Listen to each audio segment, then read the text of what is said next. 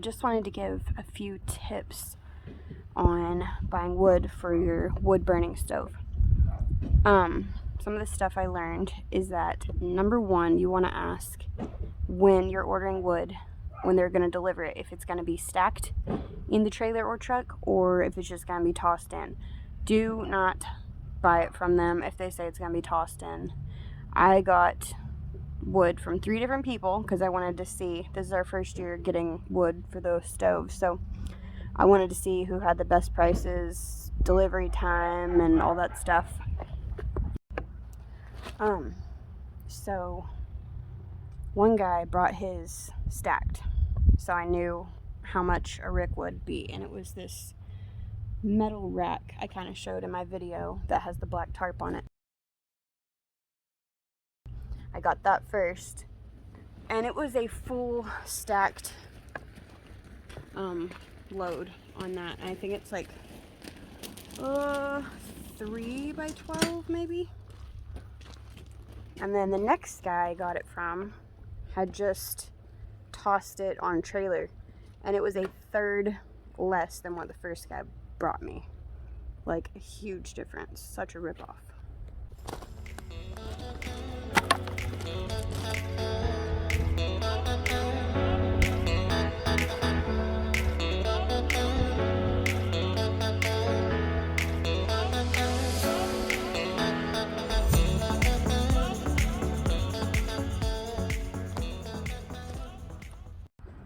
Alright, the next thing you want to make sure of is that you find wood early enough. Like, if you know you're going to get a wood stove for next winter, go ahead and buy wood now because it needs to be dry for at least 9 months, and I could not find wood that was drier than 6 months. We went ahead and bought it. The first guy that I got wood from, his was really good. I can't remember how long he said it had been drying for, but I think it was maybe 7 months. It was the closest I could get to the 9-month drying mark.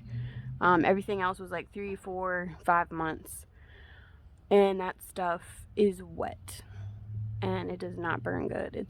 I mean, if you get your fire going really, really hot, it'll burn, but it's not good.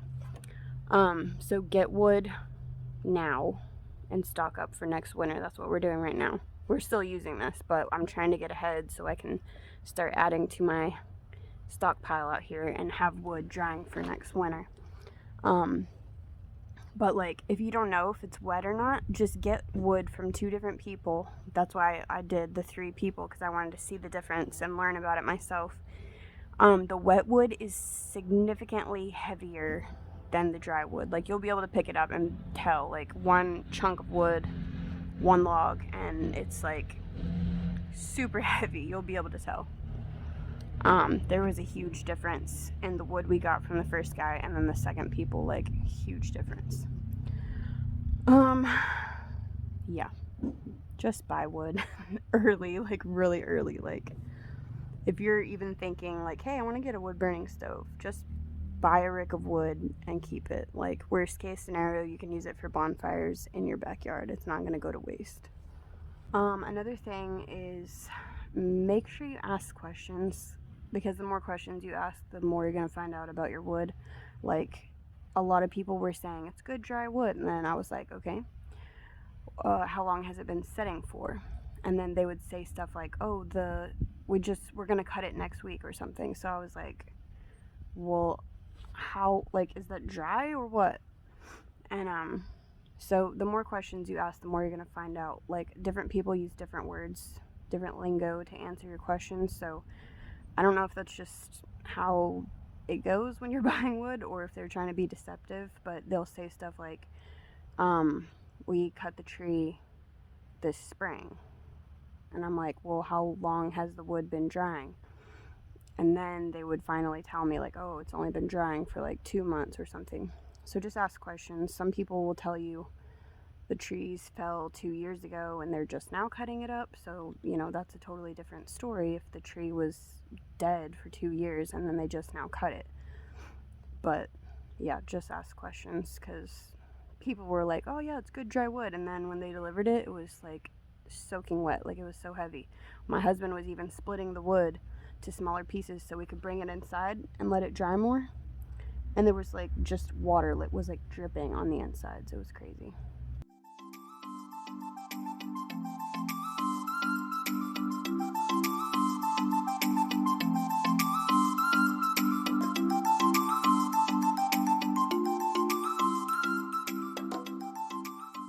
Another thing you're gonna wanna have is kindling. Lots of kindling. You can buy it at random places. You can find it on Marketplace. That's where I got our wood from. We haven't bought any. We found that the wood that we got that was the most dry, we could split that into small pieces and then it worked fine. So just make sure you have a wood splitter or an axe, or you're gonna buy kindling to get your fire started, because if you don't have that, it's really, really hard and it takes a while. We also got a torch, butane torch or something. I really cannot remember what it's called, but that thing is awesome, and it really, really helps us get our fire started quickly.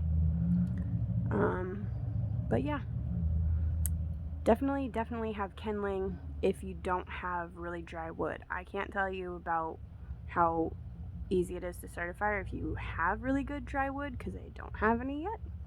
But hopefully next winter I'll be able to compare and know the difference. Obviously, you're gonna need a wood rack to stack your wood up on. I built this one out of 2 pallets I had laying around and then some cinder blocks. And you just put 2 boards sticking out the end in the holes of the cinder blocks to prop your wood up on. I had to add some extra logs down there at the bottom because those were like tipping over, but it works fine for right now. Then I actually bought a wood rack that's behind that. I ordered that online for the first set of wood that we got because I didn't have a wood rack built yet. But that thing was like $100, which is not bad, and it works really good. It's sturdy, but you can build them for free or cheap depending on what you have laying around your backyard.